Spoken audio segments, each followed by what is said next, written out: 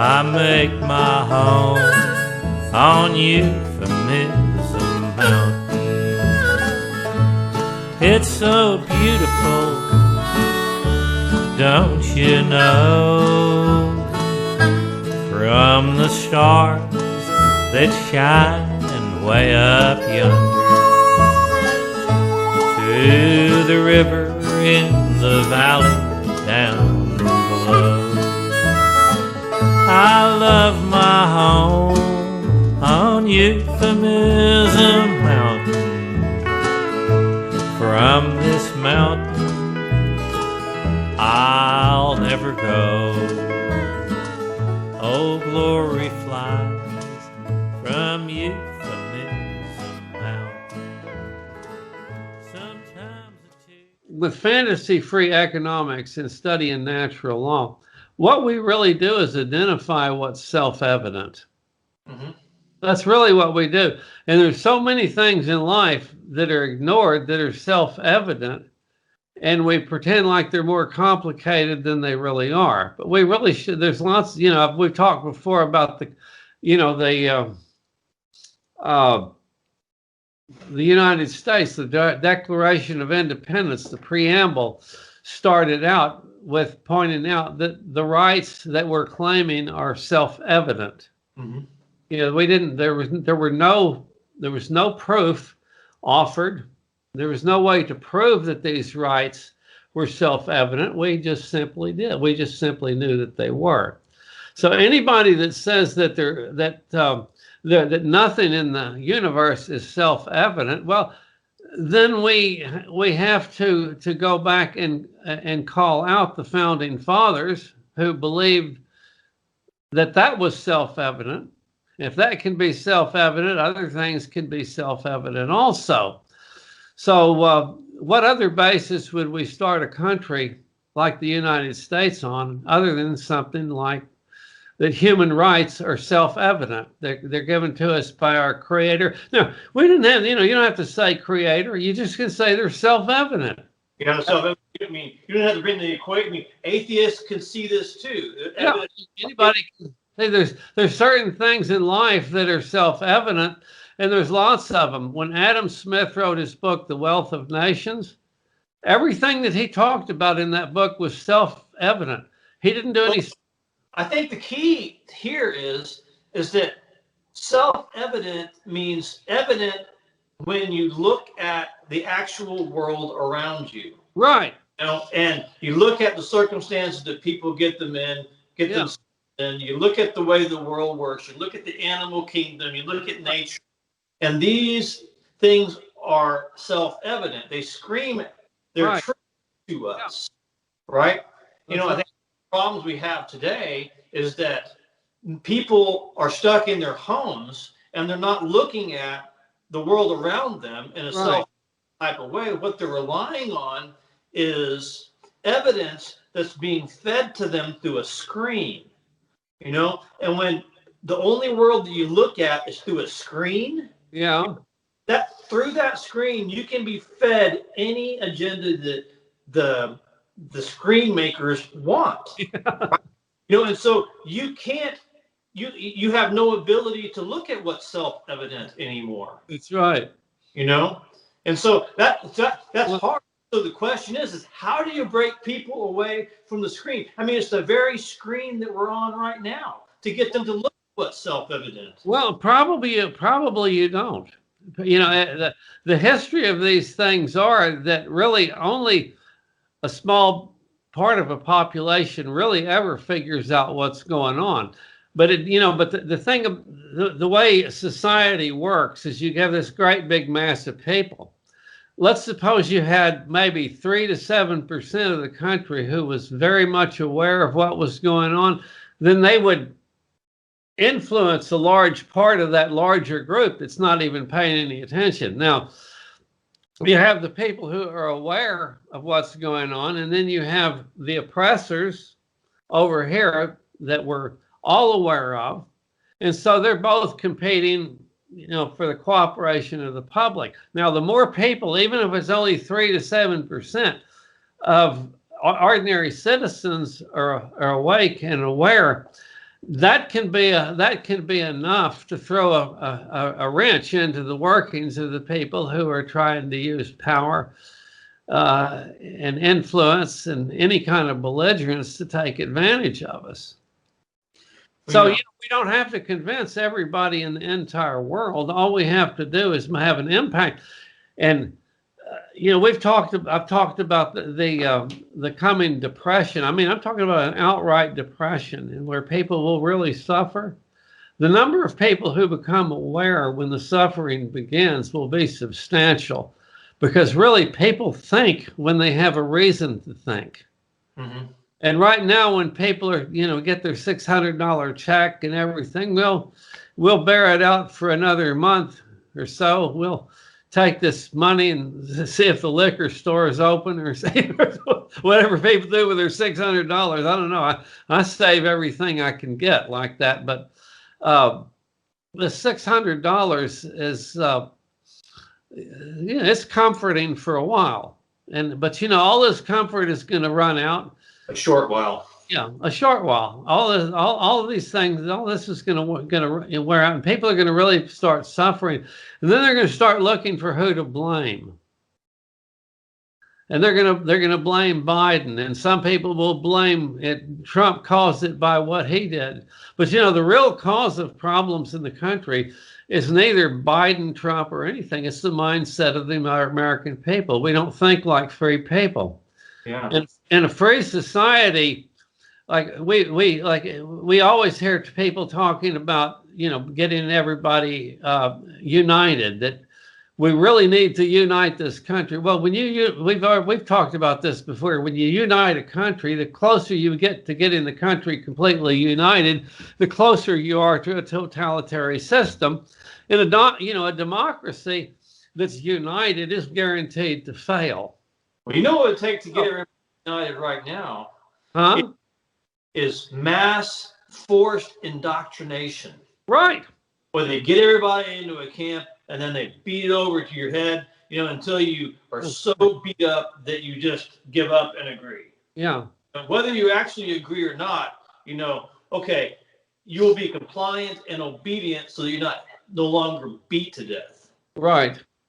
So. But I honestly, I don't think that they're powerful enough to pull this off. I've thought real hard about it, but I really think that they're gonna stick their foot in the trap, because because I'm not watching people exactly wake up, but what it appears to me is that people are just stunned right now. And they don't really know what to do. But when people are stunned, they can become unstunned. And what happens with that, a lot of times people will break out of being stunned and get extremely active. Some of them will turn violent. And it's kind of like if you go up to a wasp nest, and you get a stick and you start banging on it, the wasps just fly around and sting everything. They don't know where the danger came from or anything like that, but they react to it. And that's probably the initial reaction that we'll get out of people is anger, being stunned. But people will start thinking. People will start figuring these things out. Now, I'm not saying the country is going to land on its feet. We may have really destroyed the country, but I think that big tech is probably going to be destroyed with it, because there's a limit to really even very, very naive people eventually figure things like this out. And as people, you left Facebook, I left Facebook, other people are leaving Facebook. I don't think Facebook has any idea just how much of their volume depended on people who were conservatives. Seems to be like they're the ones that did the most of the talking and most of the interaction. So I think they're going to probably start losing viewers. The competition is going to start increasing. We're on BitChute now. Yeah. And it's like just a fraction of the size of YouTube. But I'm getting 10, 20 times the number of views on videos over there than I did on YouTube. The mindset of this country will change. put people under genuine stress, and they start acting different. It happened during the Vietnam War. I always allude to that, that as soon as as actual relatives, people who did not volunteer to go, that got drafted, as soon as they started dying from the military effort, people got really interested in ending that war. Yeah. Yeah. And so right now, the reason we see so little interest in what's going on in the world is because people are just they're still too comfortable.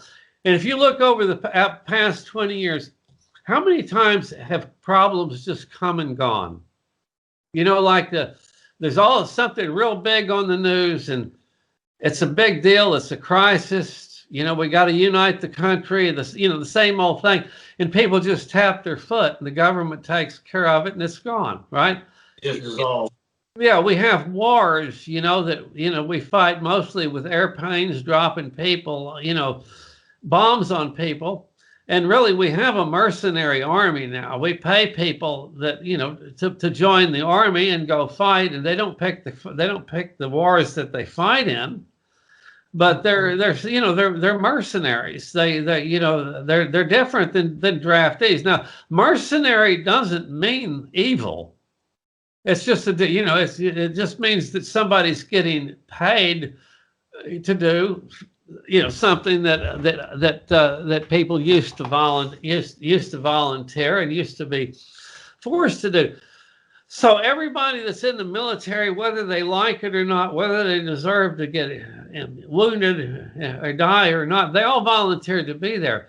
So there isn't anybody today that's worried about themselves or a loved one being in the military because they were forced to be there. Not yet. Yeah. So we haven't gotten to that. We haven't gotten to that point. And we see these wars come and go, and the wars begin to look like, to people, like they were video games or something. Oh, well, shoot, let's just send the bombers over there and we'll finish them off, and we'll, get back to eating dinner or whatever we're doing. But, when we drop, we talk. There's many countries that I can't really say that I'm a fan of. I can't say that I'm not a fan either. I've learned to appreciate the people in Vietnam. I mean, I've read and watched what they're doing over there, and they're making really good progress as a society. This is after, the communists took over, and, I wouldn't call it a true communist country anymore, but no. A true communist country would not do as well as Vietnam has been doing over the last 10 years.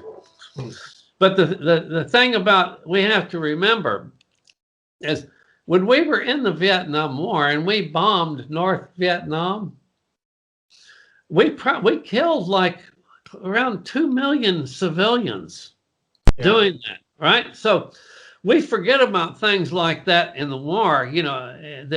People are happy to say that, that war was unjust. It was wrong. We entered it. The escalation was under false pretenses and things like that. But the important thing about an immoral war like that is how it changes the thinking of an entire portion of the world. For maybe 100 years. Mm-hmm. Because, we still talk about 9/11 here, where we lost maybe 6,000 or 7,000 people. Yeah. But they're talking about they don't forget losing 2 million people.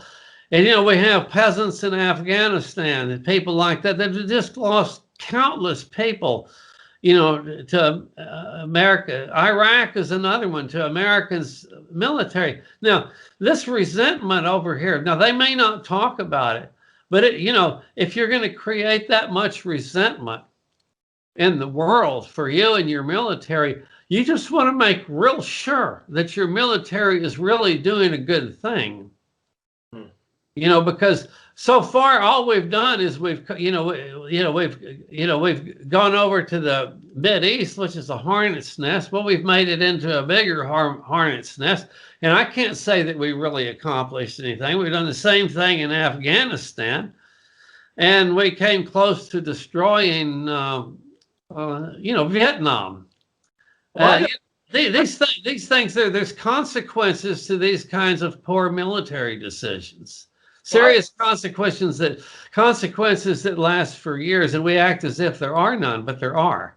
Well, speaking of military decisions, what do you think is the point of stacking the military at the Capitol right now? Well, probably my first guess would be, to make it appear as if there is danger there. To make it appear like they're necessary and make it look more like, make Trump look more like a bad actor. Look what we got to do. We got to get the National Guard out here now because of what Trump did. Yeah. I don't like Trump, but he didn't cause the riot up there. He may have helped to put the group together up there or anything and all that stuff. But what they're calling a riot was not not a Trump initiation. That was like a museum tour is what it was. Yeah. A free museum tour. Let's go check out the statues in this room, Take our picture with some of the guards. That's kind of a... Well, we saw them undo that rope and let everybody in, right? You saw that on TV, didn't you? Yeah. Why would they do something like that? Yes, yeah, I don't know. I mean, unless they were in on it, what I'm saying? Unless they wanted some kind of dirt or something to be able to report on, Well, I got to tell you this though. I saw this funny thing, what was it? Somebody posted a meme of they have pictures of people climbing up that the side of the Capitol. You see the people climbing up, right? They say somebody said, man, this is proof that wall in Mexico is not going to work. Look, they proved it themselves. That's pretty good. I thought that was pretty funny. The other one, did you see the picture of Epstein that I sent you? Of Epstein? Oh yeah, I sent that to Sam. I sent that to Sam too. I voted. Yeah. All the other dead people voted too. No, I thought that might as well have been Epstein. Yeah. He voted. I'm sure he voted for Biden. He looks like a Biden guy to me. Oh, glory from euphemism mountain. Sometimes a tear falls from my eye when I look and gaze up yonder. When a bald eagle flying through the sky, I love my home on Euphemism Mountain. From this mountain I'll never go.